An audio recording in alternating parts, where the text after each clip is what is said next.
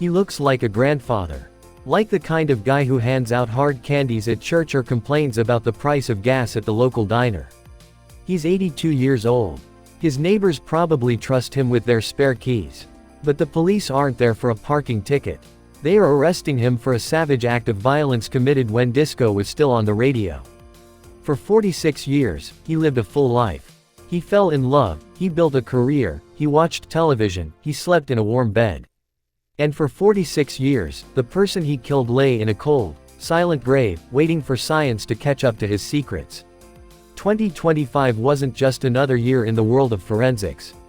It was the year of the match. It was the year the dam finally broke. The slow drip of genetic genealogy turned into a flood, washing away decades of lies. We saw monsters pulled from the shadows of the 1970s. We saw identities restored to the nameless bones in the woods. We saw the impossible become inevitable. These aren't just stories about crime. They are stories about time. About the terrifying patience of justice.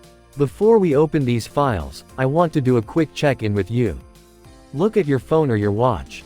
What time is it where you are right now? Is it late night? Early morning? Let me know in the comments. Because for the victims we're about to discuss, time stopped long ago. If you're ready to see justice served cold, ice cold, hit that like button. It helps these stories reach more people, and trust me, these are the names that deserve to be remembered. Let's get into it. Case 1. The Ghosts in the Barrel. To understand the magnitude of what happened in 2025, we have to go back to the woods of New Hampshire. To a place called Bear Brook State Park. This case is the grandfather of modern forensic genealogy. It's the nightmare that changed everything. In 1985, a hunter was moving through the dense underbrush when he found something that didn't belong. A 55-gallon industrial drum, rusted and overturned. Inside were the decomposing remains of a woman and a young girl. It was horrific. But the horror wasn't finished. 15 years later, in 2000, investigators found a second barrel just 100 yards away. Inside were two more little girls. For decades, they were known simply as the Bear Brook victims. No names. No missing persons reports. Just ghosts in the barrel. We eventually learned who put them there. A shape-shifting drifter who went by many names: Bob Evans, Curtis Kimball, Gordon Jensen. His real name was Terry Rasmussen. He was a chameleon, a man who moved through the country leaving a trail of dead women and vanished children in his wake. He died in prison in 2010, taking his secrets with him. In 2019, science gave us a partial victory. 3 of the victims were identified: Marlise Honeychurch and her 2 daughters, Marie and Sarah. But the 4th victim, the middle child, remained a cipher. DNA showed she wasn't related to the Honeychurch family. She was Rasmussen's own biological daughter. Think about that. He killed his girlfriend, her kids, and his own flesh and blood. And for 40 years, she was just the middle child. September 2025, that's when the silence broke. Researchers from the DNA Doe Project and Firebird Forensics had been hammering away at the genetic code extracted from her remains. It was degraded, damaged by decades of exposure in that drum. But they didn't quit. They finally found a match. A distant relative. Then another. They triangulated the family tree until they found a mother who had briefly crossed paths with Rasmussen in the mid-70s. Her name was Ray Rasmussen. She was born around 1975 or 1976. The timeline is heartbreakingly sparse. We know she spent her short life on the road with a father who was a monster. She likely never went to school. She probably never saw a doctor. She existed in the blind spot of society, a passenger in a car driven by a serial killer. When she died, no one called the police because the only person who knew she existed was the man who ended her life. Identifying Ray didn't lead to an arrest. Rasmussen is long dead. But it did something more important. It proved that you cannot erase a person completely. You can hide them in a barrel, you can bury them in the woods, you can wait 40 years, but eventually, their name will come back. Ray Rasmussen. Remember that name. Case 2. Sheila of Nashville. From the woods of New Hampshire, we move south to Nashville, Tennessee. And we move from the open forest to a place much darker, and much tighter. The crawl space. In 1987, a tenant living in a house on Charlotte Avenue noticed a smell. It was earthy, rot-like, coming from beneath the floorboards.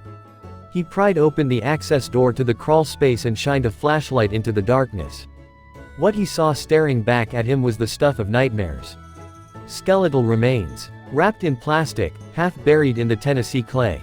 Police arrived and found not one, but two bodies. The investigation led quickly to a man named James Schaefer. He was already sitting in a Kentucky prison cell for kidnapping. When detectives pressed him, Schaefer didn't deny it. He shrugged. He admitted to killing two women in 1985. But here is where the cruelty sets in. He told police he knew them only as Sheila and Little Bit. He claimed they were sex workers he'd picked up.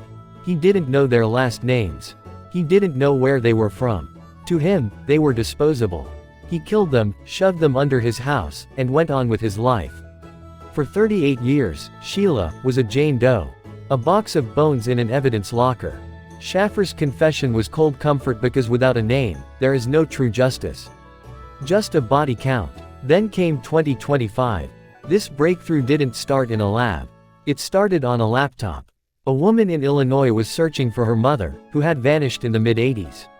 She was scouring message boards, reading through grim descriptions of unidentified bodies. She stumbled upon the file for the Nashville crawl space does. The description of Sheila, her height, her age estimate, the timeline, struck a nerve. She contacted the Metro Nashville police. They compared her DNA with the remains. It was a match. Sheila was Sheila Cummings. She was 23 years old. She wasn't just a first name uttered by a killer. She was a daughter. She was a mother. She had a family in Elgin, Illinois who had spent nearly 4 decades wondering why she never came home. The killer tried to strip her of her humanity. He tried to reduce her to a nickname and a skeleton. But 2025 gave her back her history. Little Bit is still unidentified. But now we know the system works. And somewhere, right now, a genealogist is looking for her, too. We are uncovering names that were lost for decades. We are walking into the dark so the victims don't have to stay there alone. If you appreciate the work that goes into digging up these archives, make sure you are subscribed to Final Casefile. Turn on that notification bell. We have deep dives coming up that you do not want to miss. Case 3. The Bicycle in the Woods. There is a specific kind of image that haunts a community forever. In Rosemere, Quebec, just north of Montreal, that image was a bicycle. It was July 1994. 10-year-old Marie Chantal Desjardins was doing what every kid did in the 90s. She was riding her bike. She left a friend's house, pedaling down the quiet, tree-lined streets, heading home. She never made it. 4 days later, her body was found in a wooded patch behind a shopping center. And there, just a few feet away, was her bike. It wasn't thrown on the ground. It wasn't crashed. It was leaning against a tree. That detail kept detectives up at night. It suggested she had stopped. Maybe she saw someone she knew. Maybe she trusted the person who called her over. The investigation was massive. They interviewed neighbors, shopkeepers, anyone who had been in the area. But the killer had vanished into the scenery. For 30 years, the case hung over Rosemere like a dark cloud. Parents wouldn't let their kids play outside alone. The innocence of that summer was shattered and never really repaired. But evidence collected in 1994 was sitting in a temperature-controlled room, waiting for the future. In 2025, the forensics lab in Quebec utilized a new reagent technology, a chemical process that allows scientists to extract a full DNA profile from samples that were previously considered too small or too degraded to test. The computer spit out a name, Riel Courtemanche. He was 61 years old. In 1994, he had been a young man, living in the area. For 3 decades, he had lived a free life. He likely walked past the memorial site. He watched the news reports. He probably thought he had gotten away with the perfect crime. In October 2025, the trial began. It was emotional. It was raw. But the moment that defined the year came from Marie Chantal's mother, Sylvie. She stood in that courtroom, looked the killer in the eye, and delivered a statement that silenced the room. She said, "You thought you were taking a life, but in truth, you only added weight to your own existence. You will carry this silence, this emptiness, until your last breath." Courtemanche was convicted of second-degree murder. He left the courtroom in handcuffs, an old man finally paying the debt for a stolen childhood. This story comes to us from Canada, but I know we have viewers from all over. I'm curious, where is everybody watching from today? Drop your city, state, or country in the comments below. It's always wild to see how global this community is. Case 4. The Man of Somiedo. We're crossing the Atlantic now, to the rocky peaks of Asturias, Spain. This is the Somiedo Natural Park. It's wild, it's remote, and it's the perfect place to hide a secret. In 2014, a hiker scrambled up a steep slope and found a human skeleton. The body had been there for a while. Animals had scattered the bones. The elements had bleached them white. There was no wallet, no phone, no ID. He became known as the Man of Somiedo. Theories ran wild. Was he a pilgrim walking the Camino de Santiago who got lost? Was he a hiker who fell? Was he a victim of a political feud? Police ran the DNA against missing persons databases across Europe. Nothing. For 11 years, he was just a question mark on a mountain. Then came February 2025. The Spanish Civil Guard announced they had cracked it. And the answer wasn't a stranger in the woods. It was a story of Shakespearean betrayal. The man was a local. He hadn't gone missing, in the traditional sense. His family simply stopped talking about him. When police finally identified him through genetic genealogy, they looked at his financial records. They found that his pension checks were still being cashed. Every single month. For years after he was dead. The investigation took a sickening turn. They focused on the victim's own siblings. DNA samples were surreptitiously acquired from the family, perhaps from a discarded coffee cup or a cigarette butt. The match was undeniable. The police arrested the siblings in early 2025. The theory: this wasn't a random murder. It was a plot to keep the money flowing. Whether they killed him or simply hid his body after he died is a matter for the courts, but the outcome is the same. They let their brother rot on a mountainside, exposed to the wind and the wolves, just so they could collect a monthly check. It reminds us that sometimes, the most dangerous people aren't lurking in the bushes. They're sitting at the dinner table. Case 5. Hidden in plain sight. Back in the United States and Canada, 2008 feels like a lifetime ago. The iPhone was brand new. Social media was just starting to take over. And we still used online classified ads to sell our stuff. It was a time of transition, and for Catherine Davio, it was a time of danger. Catherine was 26. She lived in a quiet apartment in Montreal. She was preparing to move, starting a new chapter.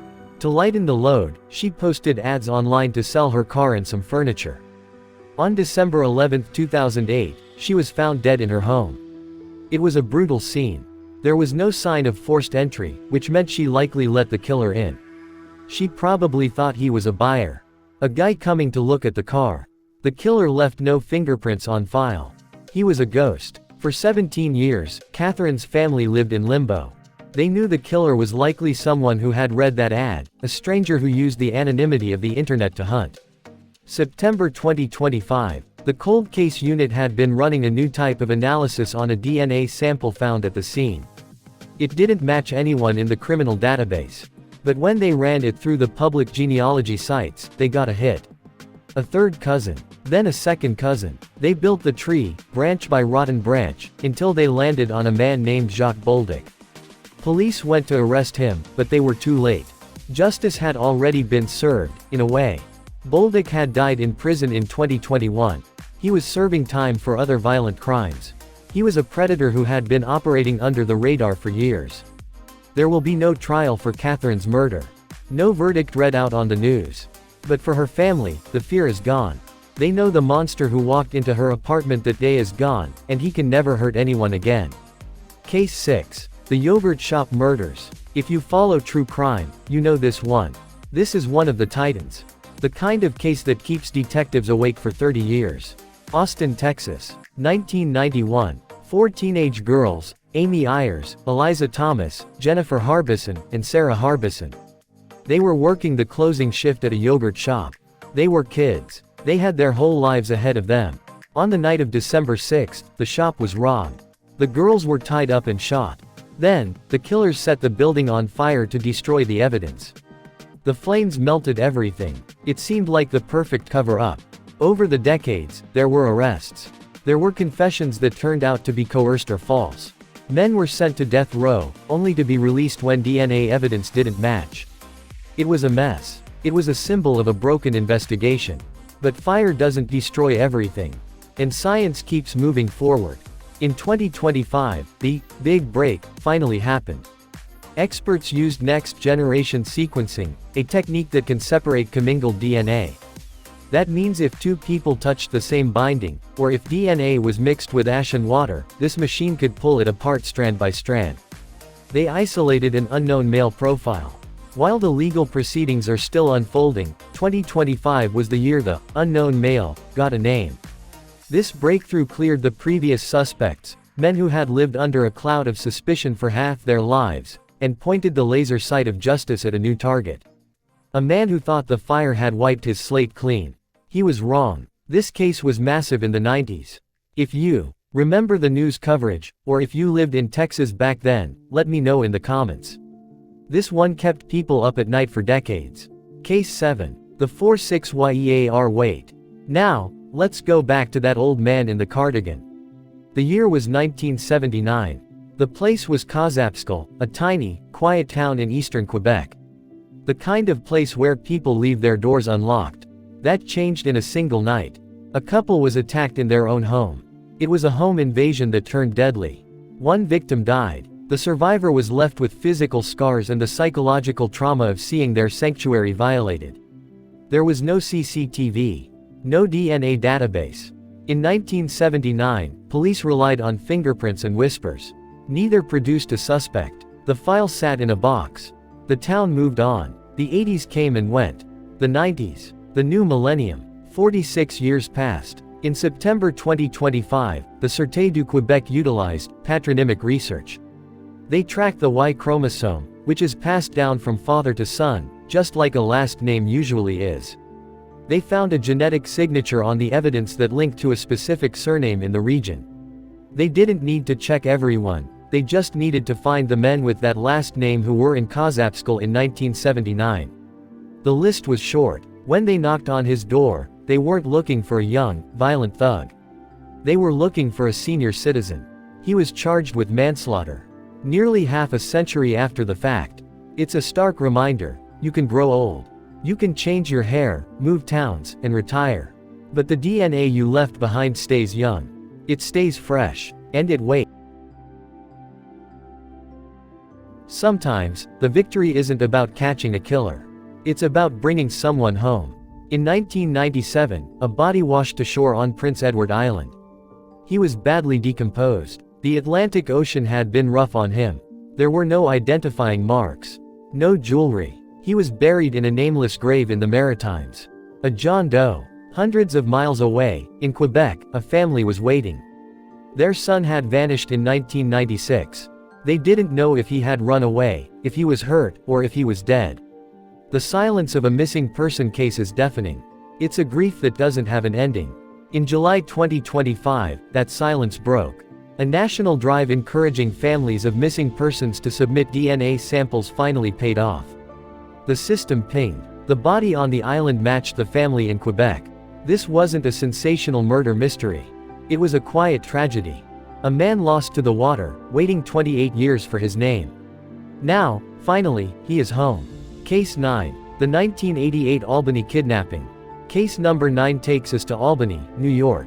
1988. A young woman is walking down the street. In seconds, she is snatched. Dragged into the darkness. Assaulted. She survived. She fought, and she lived. But her attacker disappeared into the night. For the survivor, the case never really closed. Every time she walked down a street, every time she heard footsteps behind her, the fear was there. Was he still out there? Was he watching? He was out there. But he wasn't lurking in an alley. In 2025, using the same familial DNA techniques we've seen again and again, police tracked him down. He had moved to the Midwest. He was living a completely normal life. He was a grandfather. His neighbors described him as quiet, polite. A regular guy. This is the part that is truly disturbing. This man was living a double life. To his family, he was Pop. To the woman in Albany, he was the monster who nearly destroyed her life. When police arrested him, the facade crumbled.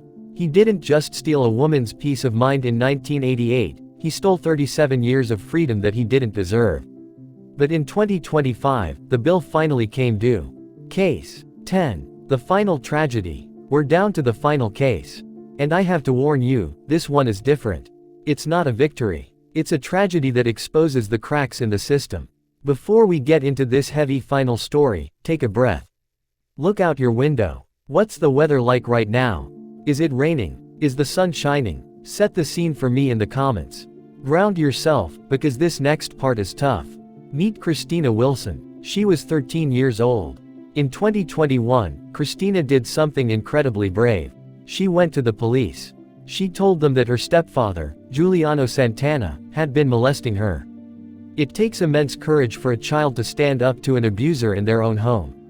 She did everything right. She told the truth. Santana was charged with multiple counts of rape. The system had him. But then, the system failed. Santana was released on bond while awaiting trial. He was free to walk the streets. He was free to plan. Fast forward to 2025. The trial was just a month away.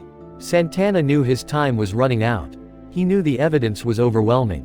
Instead of facing his judgment, he went after the witness. He kidnapped Christina. A massive manhunt was launched. Police, volunteers, everyone was looking for them. But they were too late. It ended in a murder-suicide. Santana killed Christina, and then he killed himself. Technically, the police consider this case cleared. The offender is dead. The victim is found. But this isn't justice. Justice would have been keeping Santana behind bars in 2021. Justice would have been Christina Wilson growing up, going to prom, graduating college. 2025 solved the mystery of where she went, but it couldn't save her. It stands as a brutal reminder that forensic science is a miracle, but it cannot fix a broken bail system. Conclusion. The year of the match. 2025 proved that the clock is ticking for every cold case criminal out there. It proved that you can bury the gun, you can burn the building, you can hide the body, but you cannot hide your DNA. We saw justice delayed by 40 years. We saw justice denied by suicide. But mostly, we saw the truth win. If you believe these victims deserve to be remembered, please share this video. The more we talk about them, the less power the killers have. And if you want to be part of the community that shines a light in the dark corners, click that subscribe button. I'll see you in the next file.